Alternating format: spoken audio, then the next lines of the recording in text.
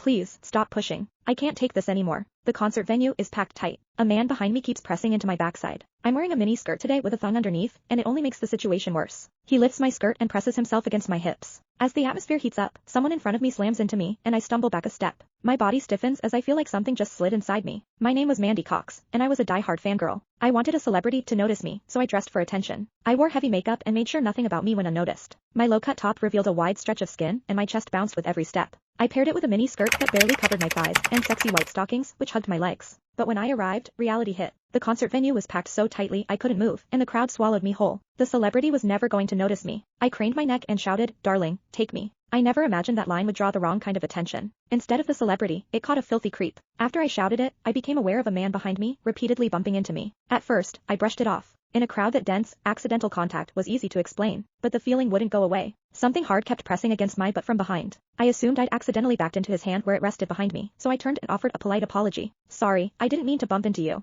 He paused, then flashed a leering smile and said, "It's okay. I don't mind." When I turned back toward the stage, I felt him press against me again, more deliberate than before. I kept my attention on the celebrity on stage and shut him out. The man became increasingly brazen, pulling up my skirt and pressing close against my backside. I had only a thong on underneath, which left my butt exposed. I felt his touch directly against my skin and assumed it was his finger. Only then did I realize something was wrong. The pressure was warm and solid in a way a finger could never be. My mind lurched as the truth hit me. In the 20 years of my life, this was the first time a man had ever molested me. Fear surged through me, sharp and overwhelming, and my body reacted with an instinct to flee. But there was no way to move. The concert floor was packed wall to wall, leaving me stuck where I stood. I drew myself tight, bracing as if tension alone could keep the fear out. As I did, my hips closed around the man's so-called finger, trapping it between my cheeks. An unfamiliar sensation followed, and warmth rose to my face. What confused me was that I didn't recoil from it. There was a muted comfort to it, and against my will, it sparked a faint sense of expectation. The man behind me seemed to take it as a signal. He moved in closer, repeating the motion until the intrusion was unmistakable. I had lived a sheltered life as a college student, and now I was being toyed with by a stranger while surrounded by people. Shame surged within me without warning.